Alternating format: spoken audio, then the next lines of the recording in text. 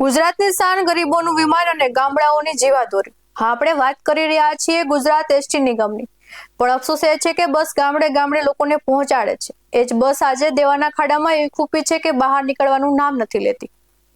સાહેબ, આંકડા સાંભળીને તમારા કાન ફાટી જશે. 8,000 કરોડથી વધુ ખોટ.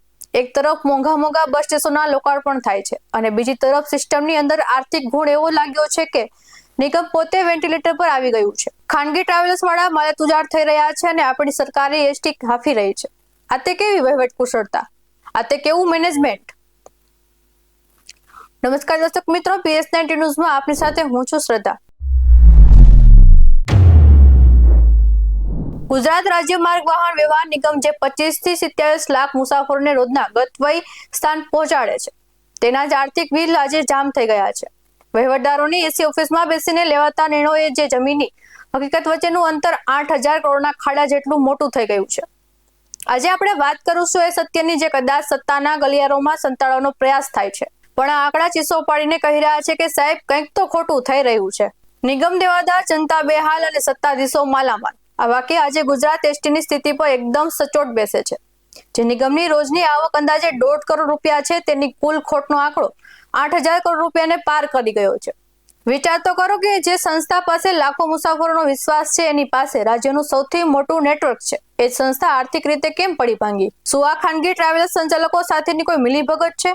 કારણ કે નવાઈની વાત એ છે કે પ્રાઇવેટ બસવાળા કમાઈ રહ્યા છે અને સરકારી તંત્ર નુકસાનના ખાડા ખોદી રહ્યું છે. એસી કેબિનમાં બેસીને રૂટ નક્કી કરતા ઉચ્ચ અધિકારીઓને કદાચ એ ખબર નથી કે કયા રૂટ પર પેસેન્જર મળે છે અને કયા રૂટ પર ખોટ ચાલે છે. એક તરફ નિગમ દેવામાં ડૂબેલું છે અને બીજી તરફ સરકારી તાઇફોમાં એસટી બસોનો મેળાવડો થાય છે. જ્યારે પણ કોઈ મોટો સરકારી કાર્યક્રમ હોય ત્યારે સામાન્ય મુસાફરીની ચિંતા કર્યા વગર હજારો બસો તે કાર્યક્રમમાં લોકોને લાવવા લઈ જવા માટે ચૂકી દેવામાં આવે છે. હજુ તાજેતરનો દાખલો લઈ લો. વડાપ્રધાન કાર્યક્રમ માટે વાવ થરાદમાં 2,000 જેટલી બસો ફાળવી દેવાની માંગણી કરી દેવામાં આવી. એક બાજુ ખોટનું રડવું રડો છો અને બીજી બાજુ જનતાની સુવિધા છીનવીને બસોને ઇવેન્ટ મેનેજમેન્ટમાં લગાવી દો છો. આ તે કેવી નીતિ?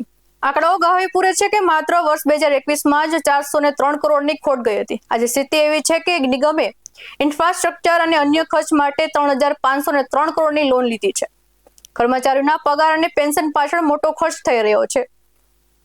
2,384 જેટલા અકસ્માતના દાવો કોર્ટમાં પેન્ડિંગ છે. 2,384 જેટલા અકસ્માતના દાવો કોર્ટમાં પેન્ડિંગ છે, જેમાં 378 કરોડ રૂપિયા ચૂકવવા પડે તેવી સ્થિતિ છે. સત્તા પર બેઠેલા જવાબદારો સ્માર્ટ બસ સ્ટેશન અને નવી ડિઝાઇનના નામે કરોડના ખર્ચ મંજૂર કરી દે છે, પણ એ ભૂલી જાય છે કે બસ સ્ટેન્ડ પર ઉભેલા મુસાફરોને બસ જોઈએ છે 100 પીસ નહીં. રાજકીય ભલામણના આધારે એવા રૂટ શરૂ કરવામાં આવે છે જે આર્થિક રીતે ક્યારે પરવડે તેમ નથી. જ્યારે કોઈ ખાનગી સંસ્થા નફો કરી શકતી હોય તો એ સાધનો, એ જ રસ્તાઓ પર સરકાર કેમ નિષ્ફળ જાય છે? શું વહીવટમાં બેઠેલા લોકોની દાનત સાફ નથી કે પછી જાણી જોઈને નિગમને ખાનગી હાથોમાં સોંપવાની પૂર્વ તૈયારી છે? સવાલ તો ઘણા છે, પણ જવાબ આપનારો મૌન છે. 8,000 કરોડની ખોટ એટલે કોઈ નાની રકમ નથી.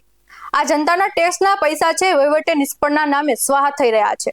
એક તરફ એન્જિનિયરિંગના વિદ્યાર્થીઓને કાર્યક્રમમાં લઈ જવા માટે બસો રોકી લેવામાં આવે છે અને બીજી તરફ છેવાડાના માનવી એસટીની રાહ જોતા રસ્તા પર ઉભો રહે છે. તંત્રના વાહકોએ હવે જાગવું પડશે અને જો ગુજરાતની જીવાદોરીને બચાવી હોય તો એસી ઓફિસના આરામ છોડીને જમીનની વાસ્તવિકતા તપાસવી પડશે. નહીતર એ દિવસ દૂર નથી જ્યારે બસ સ્ટેશન તો આલિશાન હશે, પણ અંદર એસટી બસો શોધવી પડશે. આ જોડવા સાથે મળતા રહીશું. તમે અમારી યુટ્યુબ ચેનલને સબસ્ક્રાઇબ કરવાનું, અમને ઇન્સ્ટા અને ફેસબુક પર ફોલો કરવાનું ભૂલશો નહીં.